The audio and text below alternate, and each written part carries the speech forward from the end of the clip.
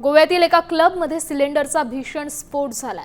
या स्फोटात 25 जणांचा होरपळून मृत्यू झालाय आणि मध्यरात्रीच्या सुमारास हा स्फोट झाल्याची माहिती समोर येते। मृतांमध्ये क्लबमधील कर्मचाऱ्यांचा समावेश आहे आणि या आगीनंतर गोव्याचे मुख्यमंत्री प्रमोद सावंत यांनी घटनास्थळी पाहणी देखील केली।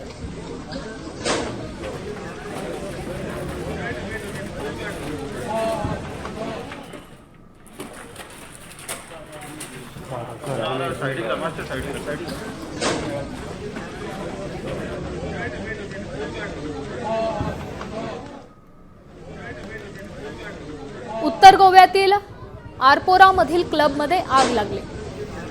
नेमकं घडलंय काय आपण पाहतोय। सिलेंडरच्या या स्फोटामुळे आगीचा भडका उडाला।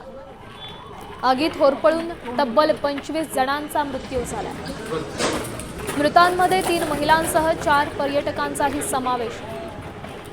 मृतांमध्ये 14 क्लबचे कर्मचारी आहेत। 6 जखमींवर रुग्णालयात उपचार सुरू आहेत। मुख्यमंत्र्यांकडून चौकशीचे आदेश देण्यात आले।